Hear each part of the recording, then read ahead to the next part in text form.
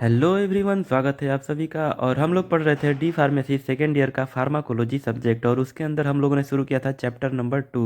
इसमें हमने लगभग 6 लेक्चर कंप्लीट कर लिए थे, और ये है 7वां लेक्चर, जिसके अंदर हम लोग देखने वाले हैं drugs used in myasthenia gravis. तो यहाँ पे हम सबसे पहले डेफिनेशन देखेंगे माइस्थेनिया ग्रेविस का, कि माइस्थेनिया ग्रेविस होता क्या है। डेफिनेशन आप देख सकते हैं कि myasthenia gravis is a autoimmune disorder.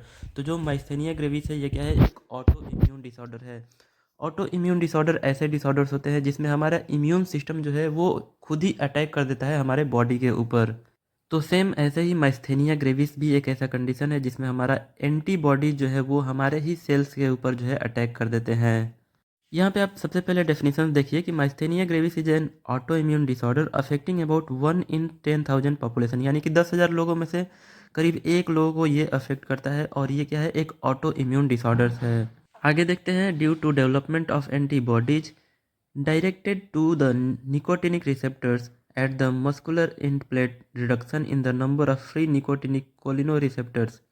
तो यहाँ पे कहने का सीधा मतलब ये है कि जो हमारे बॉडी के अंदर एंटीबॉडीज बनते हैं वो क्या करते हैं कि डायरेक्टली जा करके हमारे न्यूरॉन सेल के पोस्ट साइनेप्टिक के ऊपर जो है, जो पोस्ट साइनेप्टिक के ऊपर निकोटिनिक रिसेप्टर्स होते हैं उनके साथ बाइंड करके और उनको ब्लॉक कर देते हैं, जिसके वजह से जो निकोटिनिक रिसेप्टर्स है वो किसी और न्यूरोट्रांसमीटर्स के साथ बाइंड नहीं कर पाता है, और इम्पल्स का ट्रांसमिशन जो है वो एक सेल से दूसरे न्यूरॉन सेल को नहीं हो पाता है। और जब एंटीबॉडीज निकोटिनिक रिसेप्टर के साथ बाइंड करके ब्लॉक कर देते हैं तो उसके बाद से जो है कोई भी न्यूरोट्रांसमीटर जो है ट्रांसमिट नहीं हो पाते हैं प्री साइनेप्टिक से पोस्ट साइनेप्टिक के, और जिसका रिजल्ट ये होता है कि जो हमारे मसल्स हैं वो प्रॉपर तरीके से फंक्शन नहीं कर पाते हैं। तो यहाँ पे आप देख सकते हैं कि this result in the weakness and easy fatigability on repeated activity. जो हमारे मसल्स हैं वो क्या होते हैं, वीक हो जाते हैं, और वो जो है रिलैक्स हो जाते हैं, और प्रॉपर जो है वो अपना फंक्शंस नहीं करते हैं। तो यहाँ पे आप देख सकते हैं आगे कि जो ये माइस्थेनिया ग्रेविस का कंडीशन है ये सबसे पहले हमारे आईलिड को अफेक्ट करता है। इसके अलावा एक्सटर्नल ऑकुलर यानी कि आँखों के जो बाहरी भाग है उसको अफेक्ट करते हैं। इसके साथ ही ये हमारे फेस फेरेंजियल के मसल्स जो हैं वो उनको जो है अफेक्ट करते हैं। इसके साथ ही जो है लिम्स या फिर रेस्पिरेटरी जो मसल्स हैं उनको अफेक्ट करने के लिए रिस्पॉन्सिबल होते हैं। तो यहाँ पे आप देख सकते हैं कि कैसे जो है एंटीबॉडी जो है वो हमारे निकोटिनिक रिसेप्टर के साथ बाइंड करके उसको ब्लॉक कर दिए हैं, और कुछ कुछ निकोटिनिक रिसेप्टर जो है वो हमारे खाली है, जहाँ पे जो है एसिटाइल कोलिन जो है वो बाइंड करके और न्यूरोट्रांसमीटर एसिटाइल कोलिन बाइंड करके अपना एक्शन करवा रहा है। तो यहाँ पे अगर हमारे सारे निकोटिनिक रिसेप्टर जो हैं वो खाली रहते हैं और उनके साथ न्यूरोट्रांसमीटर जो है वो बाइंड करते हैं तो जो है हमारा फंक्शंस तेज़ी से होता है। लेकिन बहुत सारे जो निकोटिनिक रिसेप्टर्स हैं वो एंटीबॉडी के कारण जो है ब्लॉक हो गए हैं, जिसकी वजह से जो एसिटाइल कोलिन है वो बाइंड अप नहीं कर पा रहा है, और फिर जो है इस तरह से जो है फंक्शन जो है वो स्लो हो रहा है। माइस्थेनिया ग्रेविस के डायग्नोस्टिक टेस्ट की अगर हम बात करें तो यहाँ पे आप देख सकते हैं कि 2 तरह के जो है डायग्नोस्टिक टेस्ट दिए गए हैं, जिसके द्वारा हम माइस्थेनिया ग्रेविस को कंफर्म करते हैं। डायग्नोस्टिक टेस्ट के पहले टेस्ट जो है वो देख सकते हैं आपसे, यहाँ पे आप अमेलियोरेटिव टेस्ट है। इसमें हम क्या करते हैं, इड्रोफोनियम के 2 से 10 mg को 10 mg के इंजेक्शन को जो है स्लोली आईवी जो है हम इंसर्ट करते हैं पेशेंट के अंदर।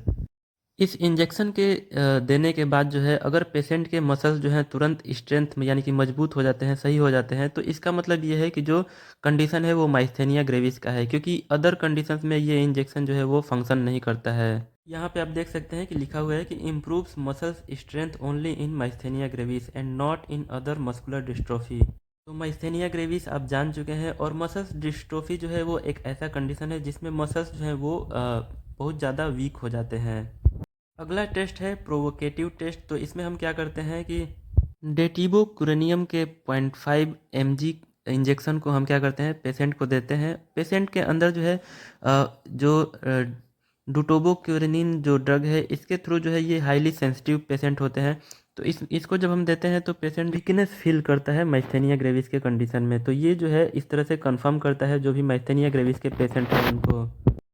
आगे जो है यहाँ पे आप ट्रीटमेंट देख सकते हैं कि माइस्थेनिया ग्रेविस के कंडीशन में हम कौन कौन से ड्रग को यूज करते हैं। तो इसमें जो है क्लासिफिकेशन में डिवाइड किया गया है बहुत सारे ड्रग्स को, जिसमें ऐसे पहले में ऐसे ड्रग्स हैं जो हमारे enhancement of neuromuscular transmission with anti cholinesterase agent. जो एंटी कोलिनेस्टेरेज एजेंट है उसको इन्हेंस करते हैं हमारे जो न्यूरोमस्कुलर ट्रांसमिशन है उसमें।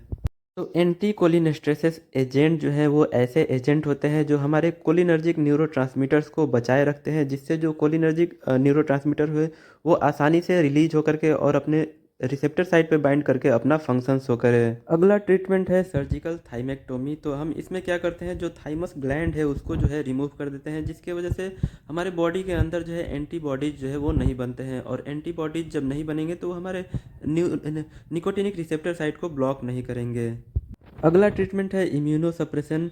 तो ऐसे ड्रग होते हैं इम्यूनोसप्रेशन जो हमारे इम्यून सिस्टम को सप्रेस कर देते हैं, स्लो कर देते हैं, जिसकी वजह से एंटीबॉडीज कम बनेंगे और जो निकोटिनिक रिसेप्टर है वो कम ब्लॉक होंगे, जिससे न्यूरोट्रांसमीटर जो है वो आसानी से जो है बाइंड करके अपना एक्शन कर पाएगा। इसके अलावा प्लाज्मा थेरेपी और दूसरे थेरेपी को यूज करके, जिसे शॉर्ट टर्म इम्यूनोथेरेपी बोलते हैं, तो उनको यूज करके हम क्या करते हैं, इस कंडीशन को चेंज करते हैं।